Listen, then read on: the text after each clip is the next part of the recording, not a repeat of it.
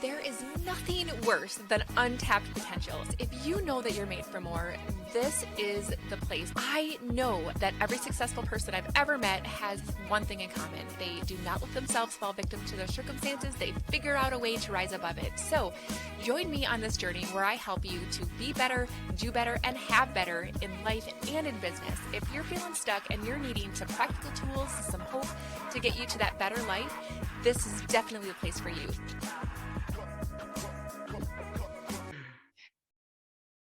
Hey everybody, welcome to the UNSTUCK podcast. And today I get a chance to introduce you to my new friend, Mr. J. You guys, we had a chance to meet and his story blew my mind. And it was literally just describing everything that I'm trying to do here with the UNSTUCK podcast and all the things that we're trying to show each other how we can overcome and do amazing things. Mr. J is a trauma and betrayal practitioner, which I had never heard of before.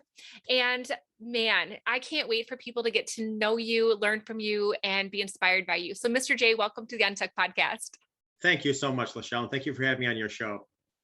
So tell me, or tell us actually, a little bit better description of what you're doing today. Like, where are you showing up in the world? How are you serving people as of today? Well, let me just say, on a personal level, I'm trying to serve my family, my children, my community, my wonderful neighbors, but most certainly on a professional level, for years I did what's called intrapersonal relationship coaching. And what I work with is the individual's relationship they have with themselves, because the relationship we have with ourselves sets the tone for all other relationships around us. Yes. I then eventually got into betrayal trauma coaching. And from then, my coaching business just pretty much skyrocketed, which is wonderful in one aspect, but very sad in another, because I wish there was no such thing as a betrayal trauma practitioner. I wish there was no such thing as betrayal trauma, Right, because right. it is certainly life altering. But I do interpersonal relationship coaching. I'm a betrayal trauma practitioner, and just enjoying life as a United States military vet, an author, a public speaker. I go around to schools and encourage our next generation, and try to do what I can to have this ripple effect in life. Wow, you are so inspirational. And I got to say real quickly, thank you for your service in the Well, thank you military. for acknowledging It is that, such an Michelle. honor to be able to talk to a veteran for sure. Okay, so one thing though that really stood out to me when I got to know you is that you are someone who got into the field of betrayal and trauma coaching, not because you read about it in a book, but because Certainly. it was something that you had to overcome yourself. So can you tell us a little bit about your story, Mr. J, and kind of what you yourself have been able to overcome or walk through in order to get to who you are today? Most certainly. Very quick, because obviously we can spend a long time on this, but at the age of 7, we had a house that burned down, and we had to go stay with an uncle. And my uncle took that opportunity to take advantage of me at a young age. And after being violated by an uncle, we eventually did move into a new house, where it was kind of surrounded by a lot of alcohol and drugs, and lots of strangers partying, that introduced a lot more sexual violation as a young child. I unfortunately, I had some CPTSD in my childhood. Eventually I wound up moving out at the age of 14. I became homeless for a little while. And after my second gun to the temple, I decided I needed to make some changes in my life. And that's what I wound up doing. So I can get into that story if you'd like, or we can move on to something else. I would love to, because I would love for you to just continue on that story, because I think it's so powerful for people to be able to see kind of where you came from. And then we can walk alongside you as you kind of take that journey from where you were to where you are. Because to go to somebody that was homeless and experienced such terrible trauma and had guns put to your head and all of the things, to becoming a speaker and an author and a coach and doing all the amazing things that you are doing, I think we can get a lot from just the learning of through your story. And then I want you to go through later on in our conversation some really great tips and practical tools, but share more of your story if you would. Sure. Well, I do want to say this, many people believe that we find our purpose through our passions, Hmm. but if you want to get real, we find our purpose through our pain. Hmm. So, I told you when I was 14, I moved out. And I remember just kind of, sitting under a bridge and listening to the cars above me go by. And I'd always fantasize about, geez, I wonder where those families are going. Are they going on vacation? What kind of things are they talking about? Are the kids sitting in the back seat playing games? And I just got to a point where I got tired of fantasizing. And like I said, after being robbed twice, which how ridiculous. What can somebody rob from a homeless person? Right. But that's a whole nother story. I did find a way to get two part-time jobs at two stores. So I bagged groceries at local corner stores. And because I quit school at this point, I quit school in sixth grade. I told each of the stores that because by law they can only give you a certain amount of hours to work. So Hmm. I told them that I was in school, but in all actuality, I was working at the other store. Wow. So one person thought I was in school while working at that one, and then when I go to the next store, they thought I was in school. Mm. And that's how I paid rent. Got my own apartment. How in the world I talked myself into getting an apartment, I don't know, but perhaps I'm a suave speaker. So anyway, but I remember, walking to the grocery stores and bagging groceries, and that's what I did. And I loved it when I would bring somebody's groceries out to their car and they'd give me like $1, because then I think, oh yeah, I'm gonna get me some ramen noodles tonight, and Yeah. chicken was my favorite flavor.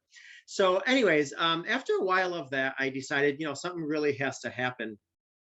And so I decided to take a walk up to the local community college. Now, I make it sound easy, but it was about a 15-mile walk.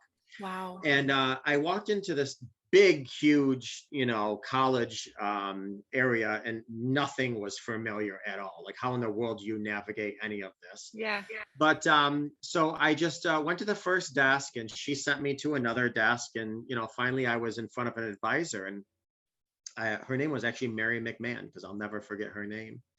And I was telling her, I'd like to go to college. And she said, okay, let me have your high school transcripts. And I said, well, I really don't have any high school transcripts. Yeah. She says, let me have your GED. And I said, well, I really don't have a GED. It's just, okay, I need a letter from your parents. I said, well, I really haven't talked to my parents in years. Yeah. So, we sat there, and she's like, there's really nothing I can do for you. I'm sorry. Just, we need something I got to put in my files. And I was feeling a little defeated and deflated, but I was determined. And that's one of the things that gets everybody through everything in life. And that's what got me through everything, was my determination. And Right. I sat up in my chair and I said, Mary, if you can pull any strings at all to get me into college, I promise you, I will prove to you in the first semester that I'm college material. If not, we can, I'll walk away quietly.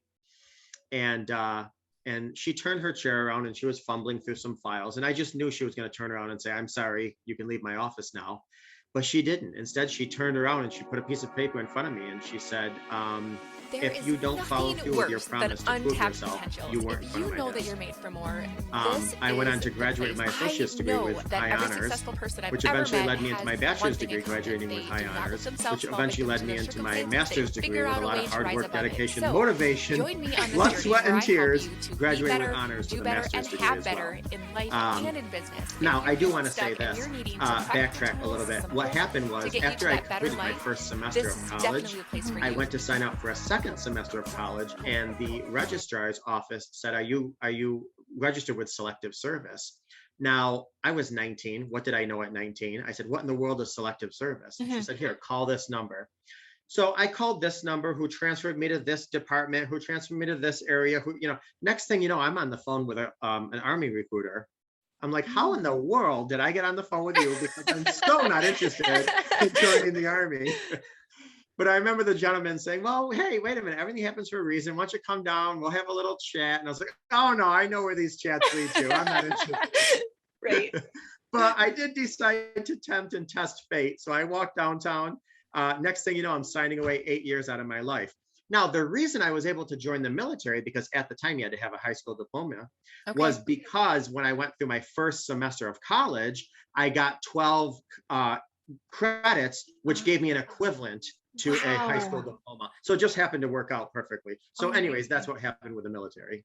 That's amazing. And I think that, you know, as you know, the Unstuck podcast is all about me listening to people's stories and really recognizing that the people that I interview, the people that I have the most utmost respect for, have one thing in common, and that is that they do not let themselves stay victim to their circumstances. They figure out how to rise above it.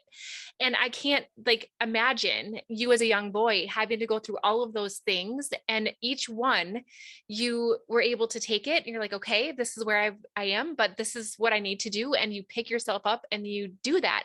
Is that something that was just, inside of you that you were born with, or is there anything that you can do to give us some insight into how we can have that if we don't already have that? Yeah. Well, something, there's an old saying, Lachelle, that a lot of people's wisdom is born from pain. Mm-hmm. And I think between being on the streets and having suffered abuse, unfortunately, and all the things that happened as a child, it really prepared me to be relatively savvy in certain areas of life. And I think so right now I'm before you. I'm a father of 2 adopted children. I'm an author. I'm an inspirational speaker. I am a coach. I'm a betrayal trauma practitioner. I own a big, beautiful home. So I'm successful, but nothing came without determination. I'm not smarter than anyone else. I'm Yep. not, perhaps I'm resourceful, but that's out of determination. Yes. So, so I think, if people find out of everything in life, out of determination will take you far, will take you Mhm. very far. As a matter of fact, I tell my kids this, and I also tell kids when I go and talk to them, Yeah. education is amazing. Please get your education. um, uh, Knowledge is amazing. Knowledge is important. But having said that, manners and kindness will open more doors in Mhm. life than all of those things put together. And I truly believe that, because I can have a double doctorate degree, but Mhm. if I'm not a kind person, if I'm not a determined person, doors just won't automatically open. So I think, determination is a key factor in getting over any hump in life. I 100% agree. And I feel like I'm, as a mom of 2 kids myself, right? I notice a difference, and I'm not going to say which one is which because someday they might listen to this episode, but there's one child of mine that is absolutely determined. Yes. And then there's another one that I need to kind of like, push along a little bit. And it's like, as a mom, how do I teach my kids how to be determined? Do you think that that's a skill that you can learn, or do you think that you're just born with it? I think there's probably a little bit of both, that whole nature versus nurture thing. Mhm. I also have ADHD. And for as much as that could be a challenge, I also think it's a blessing, because people with ADHD have learned to, I mean, I know there's no such thing as true multitasking, Yeah. but people with ADHD, they can, for the most part, multitask relatively well, because there's always 25 televisions going off in your head. So Yeah. you've learned to, pay attention to Wizard of Oz in your head while you're watching the news on another channel, while you're focusing Yeah. on, Yeah. the teacher lecturing you in front. So, you do learn. And so because of that, in all areas of my life, I've really learned to put many pokers in different fires, because if one fire doesn't catch, at least I got 2 or 3 pokers in other fires that may catch. And then Yeah. if those don't work out, I get creative and try to do something else. Yeah. So I think, it's a balance between the struggle of where you've been, the struggle of where you've been through. Even ADHD has been a blessing in this area. So really, I think, every child is different, and it's hard to pinpoint where something would come from, because sometimes it's just the perfect storm of the person's internal dynamics. Yeah. And I love that. And you said something that is important. I think it's just that having the gratitude of knowing that there's a lesson in everything, that there's a gift in everything. And so when we can come to that perspective, I think that that is something that's going to take us far. And so as a parent, as a person who wants the best for myself and the people that I care about, I think that it's important for me to try to model that behavior as much as I can for my kids, model the determination, model the gratitude, model the not giving up. And I'm hoping that it'll catch on in some way, subconsciously or consciously, to determine and make them be the best version of themselves. So, Yeah, most definitely. I tell my son all the time. My son is 10. And side note, not to go on this long tangent, but he's in where we are, it's now middle school. Yes. So for 6 months before starting middle school, I was telling my son, having conversations about puberty. And I was saying, your body's going to go through these changes and, Yeah. hair is going to come here or whatever. But I'll tell you something, Lachelle, in the past month, I wound up sitting my son down and I said, I have to apologize because for a half a year now, I've been talking to you about all the physical changes of puberty, but I never once addressed the emotional and mental changes you're going through in puberty. And I really tried, in his own developmental understanding, Yeah. explain to him how the amygdala in the back of his brain is growing at double the rate that his frontal cortex is, and the amygdala is our emotional brain. So, I wanted him to understand that when he has these emotional reactions, these aren't necessarily him, and not to blame himself. This is how your body is growing and functioning. So anyway, so every area of our life is a constant growth, and I tell him, don't block the blessings. And that I also tell my clients, or however you want to word it when you're talking to people, the same thing. Listen, trauma itself, I per se don't look at as a gift. I don't look at trauma as a gift, and the reason being is because people can take that and become jaded. What is the gift is if they choose to heal through that trauma, then the lessons are a gift. Yes. That is such an amazing clarification. Okay, Mr. J, I really, really want to take our conversation to the next level, which is really just taking your expertise in betrayal and trauma and really giving people that are listening some very practical tools to help them get from where they are to where they want to be. But really, first, you guys, I want to make sure that I clue you into something I've been working on, something that I'm absolutely passionate about in order to help you work smarter, not harder, so that you can become the best version of yourself without sacrificing the things that are important to you. So give me just a moment and we'll be back in a sec. Hey, lachellewieme here, and I gotta ask you, are you feeling like you're always on your freaking phone and you're trying to run your business, your family's complaining about you always being on your phone, you feel like you're winging it constantly, and all you want to do is have a strategy that lets you be 100% authentic and you are literally attracting the right people to you? Oh my goodness, that was me too. And I had to figure out a system that would make that work. And I totally nailed it. I have a program all designed to help you do that too, including a chance to spend the entire day with me so that I can help you write copy that attracts people. And you will literally be done for an entire year. If that sounds like it's something that you need, we totally need to talk. Go ahead and click this link and let's get started.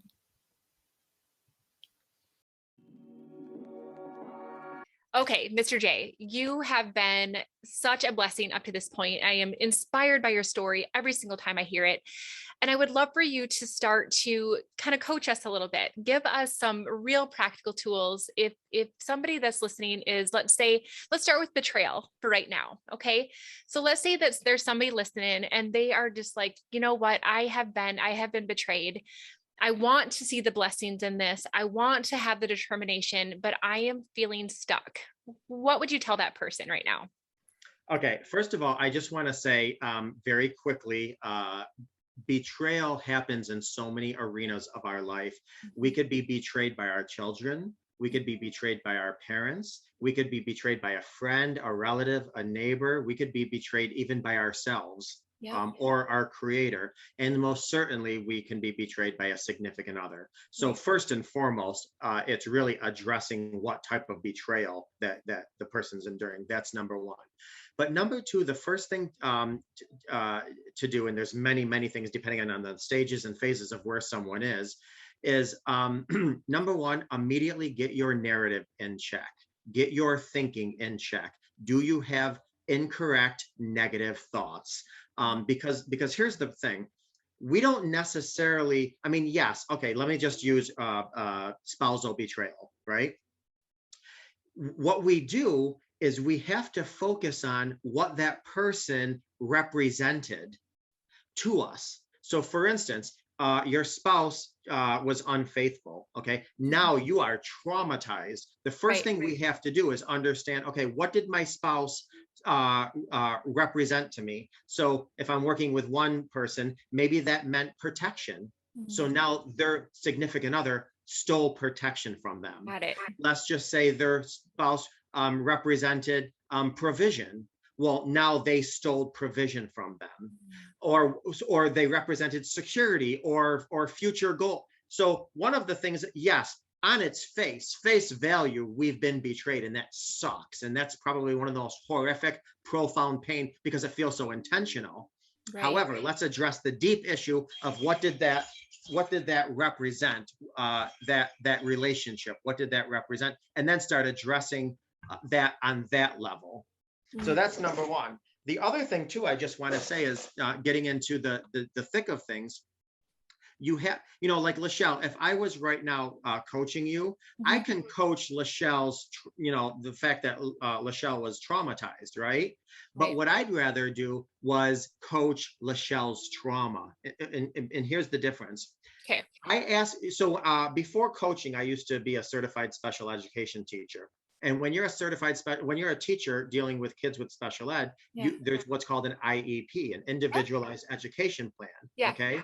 Well, that's because every child learns differently. Well, Lachelle, every human being is different. So your betrayal is going to be handled completely different from the next person's betrayal, even if it's the same exact betrayal. Right. Because you have your own unique attachment style. Right. You have your own unique love language. You have your own unique childhood. So one of the things that I do is I give everybody what's called an IHP, which is an individualized healing plan. And I ask them, what is your love language? What is your attachment style? Where on the sibling totem pole do you land? Because if you're a younger child, maybe you don't feel heard. And so I want to address you and your specific, I want to address Lachelle's trauma, not just trauma. And the reason being, and it matters because of this. Hypothetically speaking, let's just say your love language, and for people that aren't familiar with love languages, basically there's 5 basic love languages. There's words of affirmation, gifts, physical touch, blah, blah. And if people don't know their love language, I give them a test. Same thing with their attachment style. But hypothetically speaking, let's just say your love language is words of affirmation, right? Yep, it is actually. Hey, there you go. Okay. Okay, so let's pretend you found out your significant other, was with somebody else, right?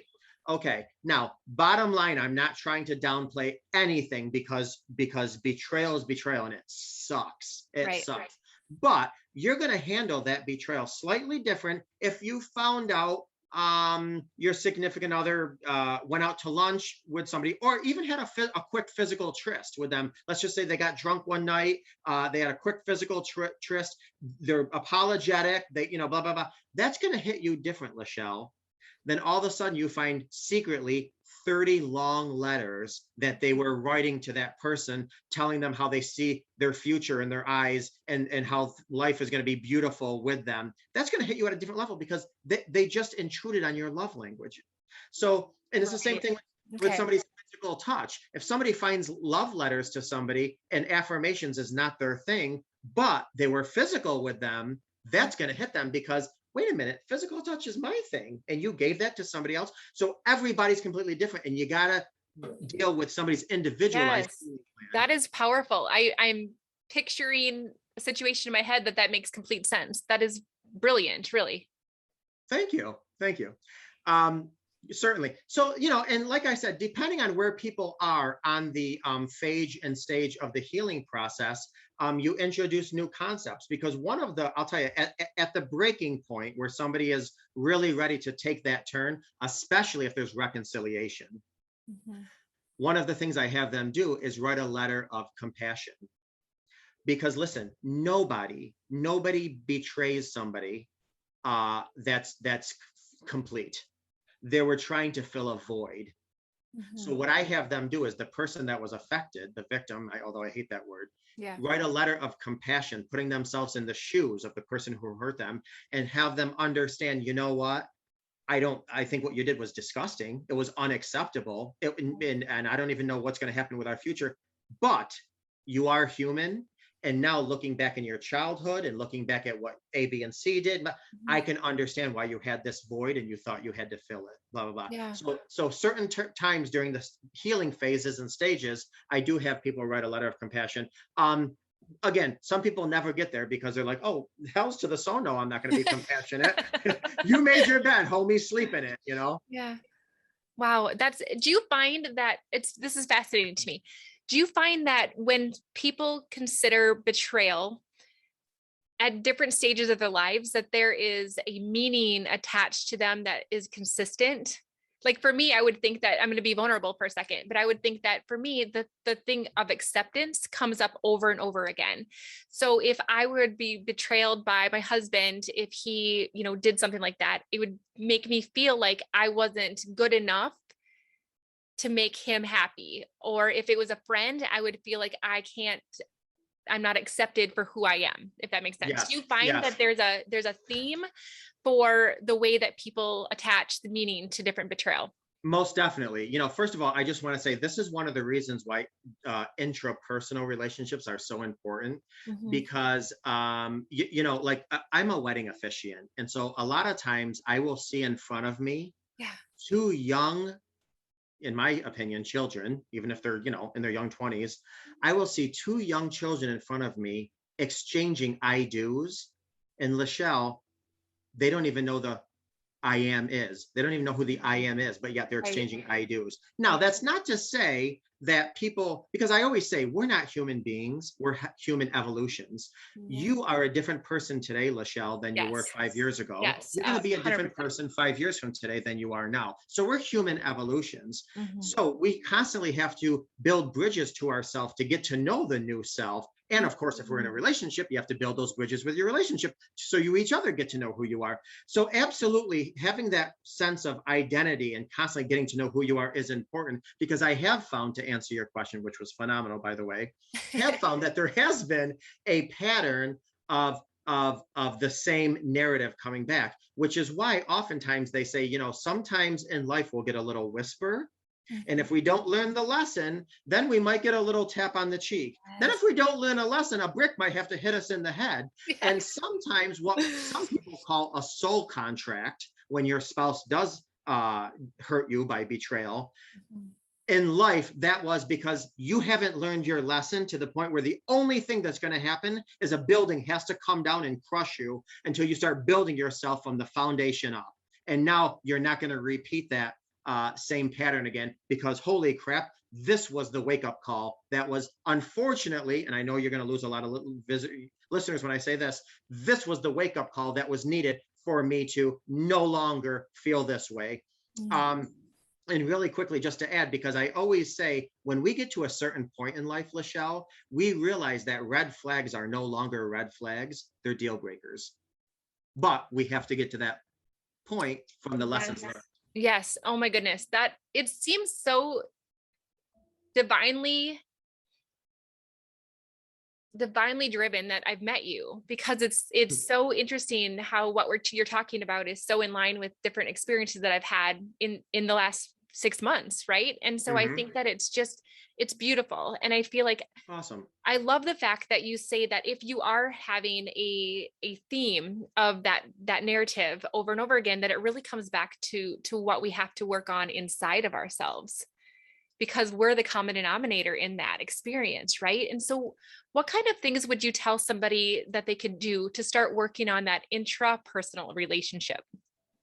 Yeah, well, one of the things I just want to say too, and this is why some people have such a hard time with betrayal, because they're not only dealing with the fact that the bottom just completely collapsed below them, like Right. their world completely, Right. like we are a living filing cabinet. We all have our files. This happens, then this happens, then this happens, then this happens, and we are comfortable with our big filing cabinet. What happens with betrayal trauma is somebody comes along, picks up that drawer, and throws it all across everywhere, and the wind starts taking our papers away. Yeah. You're gutless. You're lifeless. You're lost. You're lost. So one of the things that you have to do is when you start collecting those files again is realize, what's been serving me. Mm. Whatever has not been serving me, I'm not going to put back in my drawer. Yes. Period. Yes. Also, what was I lacking that I need to address that came from even before I got into a relationship? Did my mother tell me I was not worthy? Did my father not tell me I was pretty? What is it that I need to address this underlying issue before I even move on in life? And how do you do that? I mean, okay, I'm gonna be, it's like crazy vulnerable. So my audience, like, here you go. But I had done some work and I had not recognized the fact that I have always felt unworthy or a bother. And what I realized in the work that I had with this individual was that when I was little, my mom had 3 kids by the time she was 25, and she lived, on a farm in the middle of nowhere. My dad was working on the farm all the time. She was stuck as a 25-year-old with 3 little kids. And she was stressed out. So as an adult, I see that and I think, Lord, I'm glad I didn't have her life back then. But as a little kid, I felt like I was stressing my mom out, that I was a bother to her, that I wasn't worthy of my dad's attention because he was like, this place is a zoo. I'm going to stay outside and keep working on the farm. Right. And so recognizing that I have that, but I don't know how to get rid of that. Yeah, yeah. So a couple of things. First of all, and I'll quasi use you, but I'm speaking in general. Yeah, yeah, yeah. If you or somebody in your position still had their parent around and still had a good relationship with their parent, I would absolutely voice this to them and have a conversation, because that could just fill a void just during that conversation. Of course, there's also, let's just say this other person was open to some therapy if you think that was needed. There's that. But I'll tell you something more important than that, Lachelle, and I don't know if you've ever tried doing this. You yourself writing a passionate letter to your younger self. And saying, you know what, Lachelle, I was there when you felt unheard. I was there when you felt unseen. And I'm going to tell you something, I'll never let you feel like that again. You are not a bother. You are not a hindrance. You are not getting in the way of everything. You are a beautiful soul. And I'm going to make sure that you feel heard, that you never experience that again. And I got your back here. So write yourself a letter, write your younger self a letter that you are no longer going to allow anything like that to happen again. And you were there and you got it, and you got her back. So I would write your younger self a letter. I love that. And I think that one of the things that I'm going to kind of tie all of this back together is that I think, in my opinion, and I might be off base here, but betrayal is really just unmet expectations that I've placed on someone else. Most certain, it does come back to and this is what self-betrayal is. Yeah. And so if I expect other people to behave a certain way, I expect my spouse to be faithful to me, I expect my friend to be loyal to me, I expect whatever. At the end of the day, I can only control me. I can't control anyone else. And I think that that's one of the things that's it's enlightening, but it's also really hard, right? So I could absolutely go back to my parents, who are amazing people, and I love them so much. Of course. But then you always have this like expectation of what that conversation is going to be like, and then it doesn't. Correct. And then you feel betrayed because now it's rejection twice, but as an adult, right? And so then we don't want to have those conversations because that would just be too painful because those expectations are there. What are your thoughts on that? No, absolutely. Absolutely. I'll tell you something. Life is just so interesting. It's just really so interesting because I remember my brother, I have an older brother, and I remember when he called me from the hospital when his firstborn son was born. And he was telling me, he said, I'm holding my son and I just can't believe the decisions our parents made. Like, how could they do what they did? Yeah. And what's funny, Lachelle, is it wasn't until I was in the hospital years later holding my newborn son that I was thinking, oh my gosh, I understand why my parents did what they did. I understand. And this is what I mean.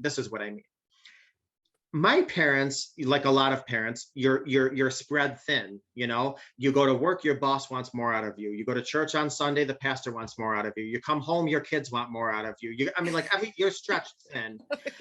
And let's just say in a relationship, if you and your spouse aren't 100% getting along perfectly, you cannot be the best parent at that point. That's going to have an effect. So all of a sudden, when I was holding my son and I was thinking to myself, wait a minute. Now, don't get me wrong. I'm in a happy marriage. I'm going on 20 years next year.